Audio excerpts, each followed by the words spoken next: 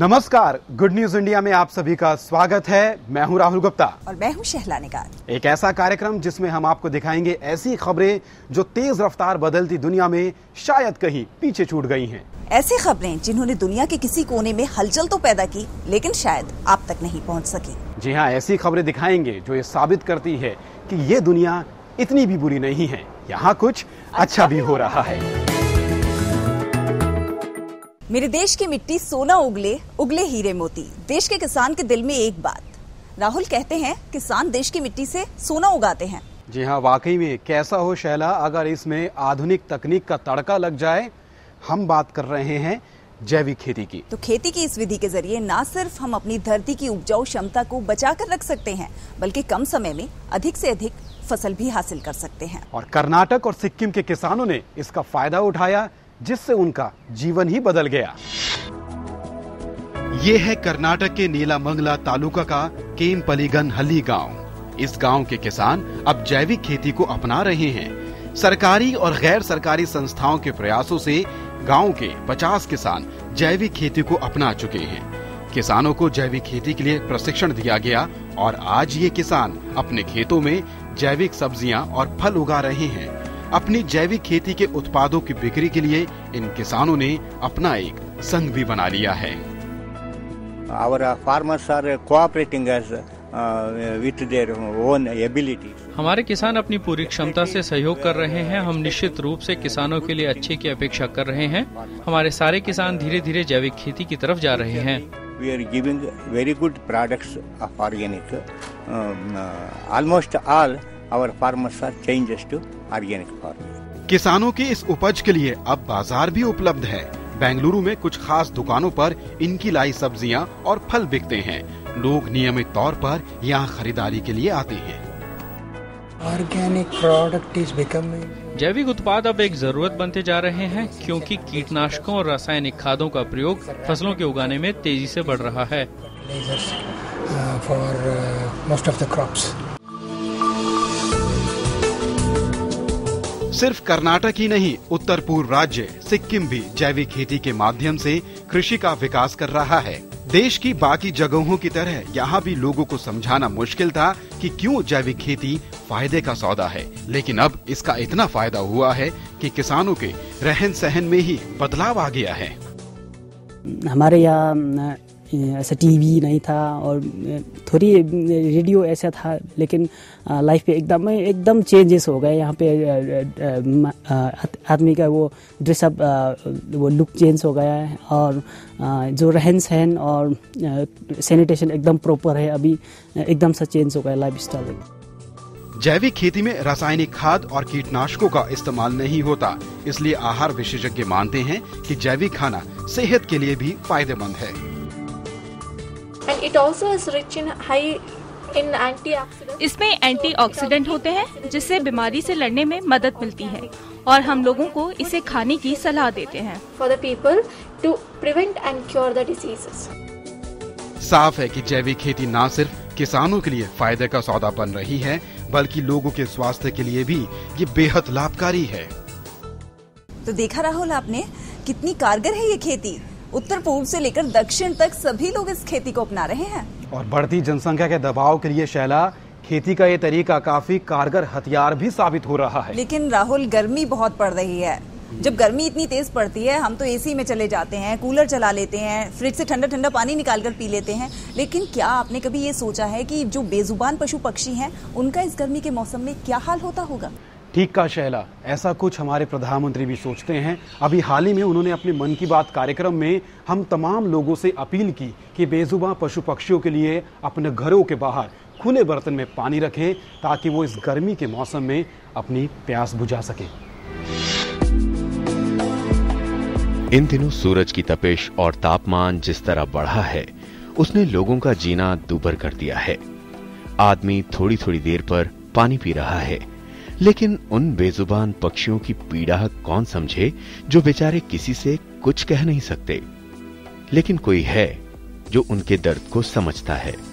जी हां, इस गर्मी में काफी ऐसे बच्चे हैं जो पक्षियों को राहत पहुंचाते हुए उनके लिए अपने घरों के आसपास दाना पानी रखते नजर आ रहे हैं। जब हमने इन बच्चों से इनके सराहनीय काम के बारे में पूछा तो उनका जवाब कुछ यूं रहा। अगर हमें भी प्यास लगती है तो उन्हें भी प्यास लगती होगी ना। हमें जीव जंतुओं का ख्याल रखना चाहिए। मैं चिड़ियों को हमेशा पानी डालती हूँ।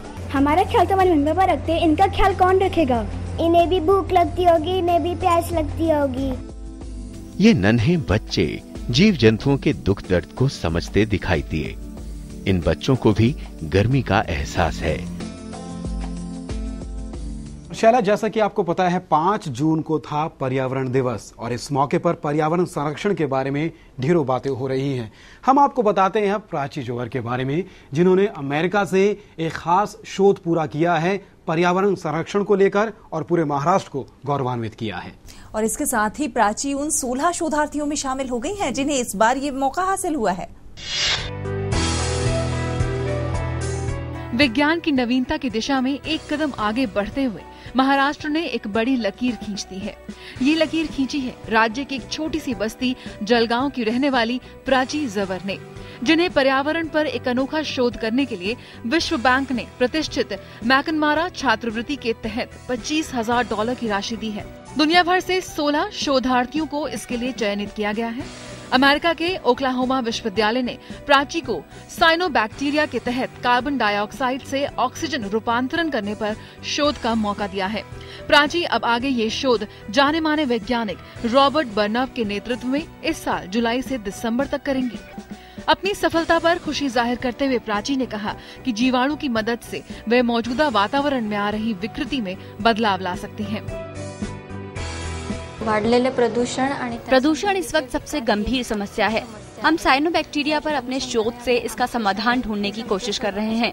हम रिसर्च से कार्बन डाइऑक्साइड को ऑक्सीजन में तब्दील करने का प्रयास कर रहे हैं। सक्षम आहेत।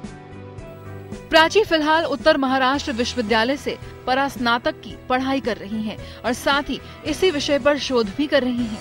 उन्हें विश्वास है कि इस शोध की बदौलत वे इस देश को विज्ञान के क्षेत्र में एक नई बुलंदी पर पहुंचा देंगी।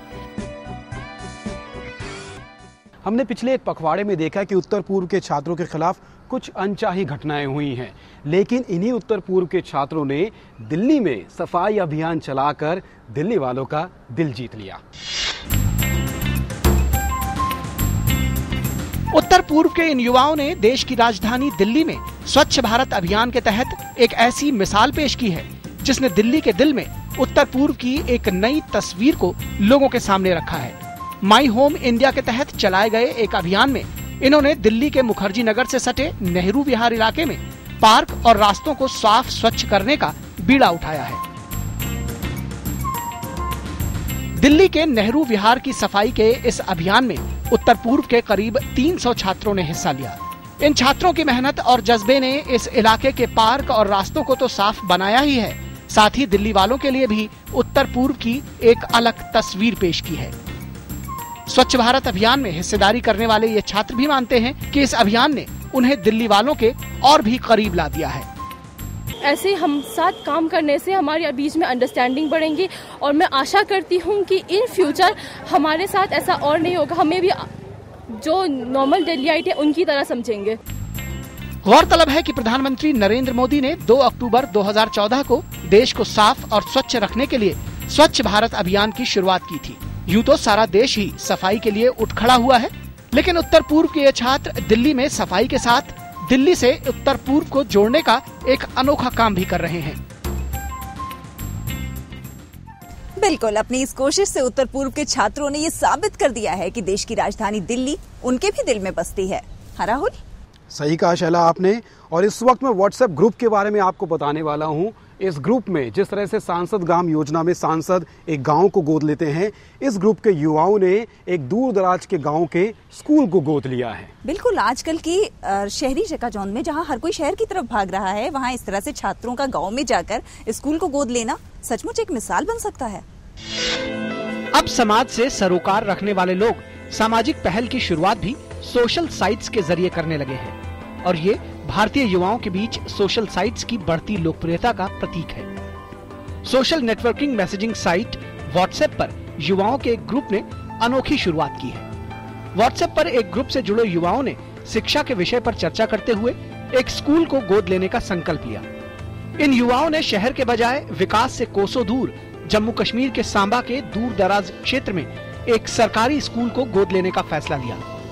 अब ये युवा सांबा के इस सरकारी स्कूल में न सिर्फ बच्चों को पढ़ाने का काम कर रहे हैं, बल्कि यहाँ की रोजमर्रा की जरूरतों के अलावा बच्चों के लिए स्टेशनरी और फर्नीचर भी मुहैया करवा रहे हैं। एक दिन हमने डिसाइड किया क्यों ना रीयूनियन की जाए, तो रीयूनियन में सभी इकट्ठा हुए। वहाँ पे किसी ने अपना एक विचार रखा कि जो सोशल काम की डिस्कशन आप ग्रुप में करते हो क्यों ना वो एक्चुअल में किया जाए। तो उसी को देखते हमने एक इनिशिएटिव लिया और आज आप देख सकते हैं कि हमारे ग्रुप ने एक स्कूल जिसका नाम गवर्नमेंट प्राइमरी स्कूल कपाई है उसको अडॉप्ट किया है। युवाओं के इस सकारात्मक पहल की स्थानीय लोगों और पुलिस प्रशासन ने काफी सराहना की। लोगों ने बड़े कम समय में इतना बड़ा इनिशिएटिव लिया, इस गांव को आइडेंटिफाई किया, इस स्कूल को आइडेंटिफाई किया जो मोस्ट डिजर्विंग मुझे लगता है पूरे सांबा में मोस्ट डिजर्विंग स्कूल था।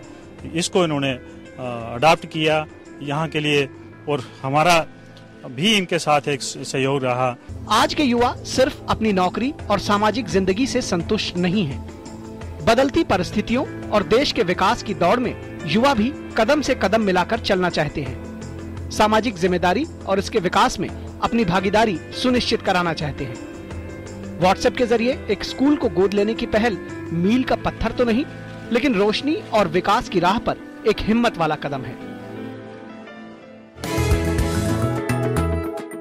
महिला सशक्तिकरण के लिए सरकार कई योजनाएं चला रही है। इन योजनाओं का मकसद है महिलाओं में कौशल विकास करना और उन्हें स्वावलंबी बनाना। और इन योजनाओं को अमली जामा पहनाने का काम किया है दिल्ली से सटे लोनी की एक साधारण सी महिला सुषमा त्यागी ने।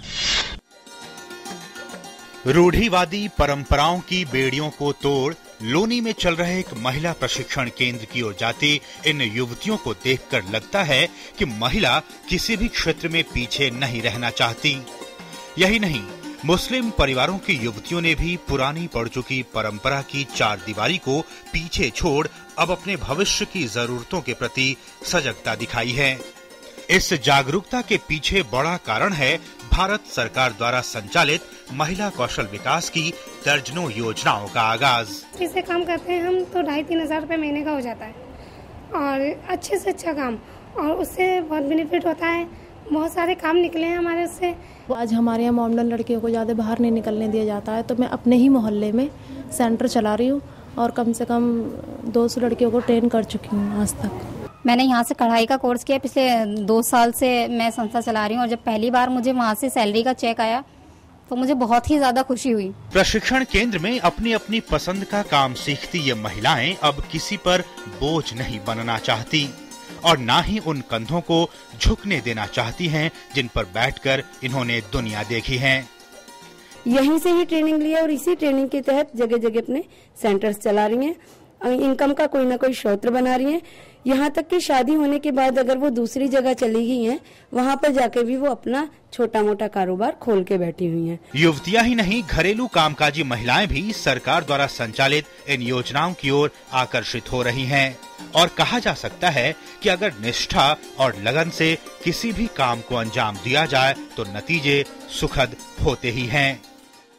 देखकर अच्छा लगा कि हमारे देश की महिलाएं आत्मनिर्भर हो रही हैं। और अब आपको ले चलते हैं एक खास सेंचुरी के सैर पर, एक ऐसी सेंचुरी जहां पर हाथियों के गुस्से पर काबू पाने के लिए खास तरह के गुर सिखाए जा रहे हैं। और बिल्कुल राहुल, महाराष्ट्र से छोड़ा गया एक सुंदर हाथी इस सेंचुरी का पहला सदस्य है और 6 जून को इसने अपनी सालगिरह मनाई।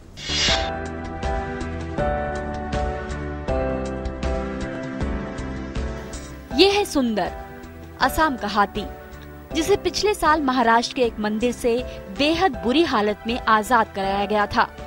तब से बन्नरघट्टा नेशनल पार्क उसका घर है। यहाँ सुंदर की देखभाल इस खास एनक्लोजर में होती है, लेकिन पिछले कुछ समय से सुंदर के स्वभाव में बदलाव देखा जा रहा था। सुंदर अपने ट्रेनर्स की बात मानने से इनकार करता था और खाना खाते वक्त तकरार भी करता था। कभी कभी गुस्से में तोड़-फोड़ पर भी उतर आता था। सुंदर के स्वभाव से उसकी देखभाल कर रहे कर्मचारी परेशान थे, लेकिन केंद्र सरकार के प्रोजेक्ट एलिफेंट के तहत पेटा ने एक रास्ता निकाला है। प्रोटेक्टेड कॉन्टैक्ट के जरिए हाथी पर जोर जबरदस्ती नहीं बल्कि प्यार और इनाम से उसे संभाला जा सकता है। इस मेथड में हाथी पर इस्तेमाल हो रही लकड़ी की नोक को भी नरम तरीके से तैयार किया गया है। हाथी को उसके मूड के हिसाब से खाना देना और उसकी मर्जी के मुताबिक समझकर चलना इस नई ट्रेनिंग का हिस्सा है। मार्गरेट और गेल लॉल कई सालों से अंतर्राष्ट्रीय स्तर पर हाथियों की देखभाल और महावत ट्रेनिंग में महारत हासिल कर चुकी हैं। उनके मुताबिक प्रोटेक्टिव कांटेक्ट के जरिए हाथी को जोर जबरदस्ती से नहीं बल्कि रिवॉर्ड देकर काबू में लाया जा सकता है और इसमें किसी भी तरीके के औजार का भी इस्तेमाल नहीं होता। सुंदर अपने इस घर में अपनी आजादी की पहली सालगिरह मनाकर अपने जैसे हाथियों के लिए एक संदेश देगा कि अब हाथी भी पूरे मान सम्मान और पूरी सुरक्षा के साथ प्यार से रह सकते हैं अपने घर में। संगीत की बात करें तो संगीत में एक जादू है जो कि मुर्दे में भी जान डाल सकता है, जो हमें आपस में प्यार करना सिखाता है, जो दो दिलों को जोड़ता है।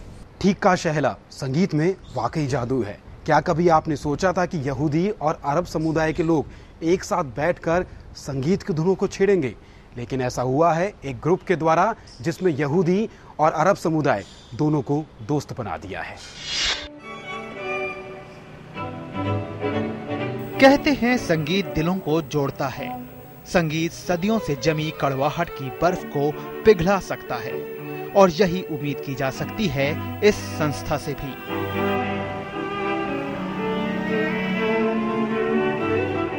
जी हाँ, हम बात कर रहे हैं पॉलीफोनी फाउंडेशन की, जिसमें यहूदी और अरब समुदाय से जुड़े युवा छात्र संगीत की धुनों पर दोस्ती का नया तराना लिख रहे हैं। 2011 में शुरू हुई इस फाउंडेशन के 4 सदस्य हाल ही में न्यूयॉर्क पहुंचे हफ्ते भर चलने वाले कार्यक्रमों में हिस्सा लेने के लिए। शुरू में लोगों ने हमसे ज्यादा उम्मीद नहीं की थी, उन्हें हम पर यकीन ही नहीं था।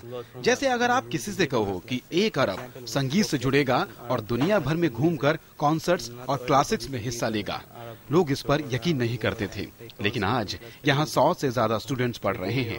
उनके पेरेंट्स भी उन्हें हम जैसा बनाना चाहते हैं। मशहूर क्लासिक्स के अलावा ये ग्रुप जाने माने अरब इजरायली संगीतकार पॉल बेन हेम और तैसीर हदद के संगीत पर भी परफॉर्म करते हैं। जहां एक तरफ युवा यहाँ संगीत सीख रहे हैं, वहीं अरब छात्र महदी सादी मानते हैं कि इसका मकसद कहीं बड़ा है।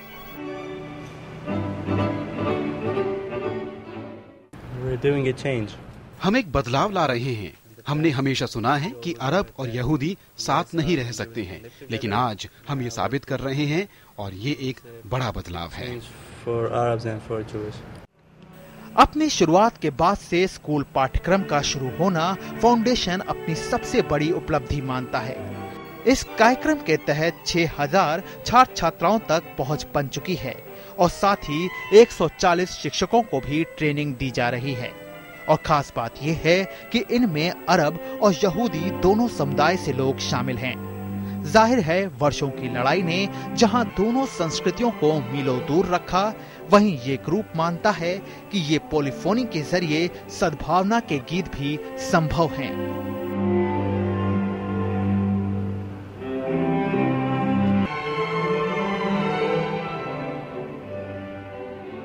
तो गुड न्यूज इंडिया के आज के इस अंक में बस इतना ही। लेकिन आपको हमारा प्रोग्राम कैसा लग रहा है, आप हमें लिखिएगा जरूर। हमारा ईमेल आईडी है dd@gmail.com। जी हाँ, आप हमें ईमेल जरूर करें। हमें आपके ईमेल का बेसब्री से इंतजार है। और इसी के साथ हमारी पूरी टीम को दीजिए इजाजत। नमस्कार।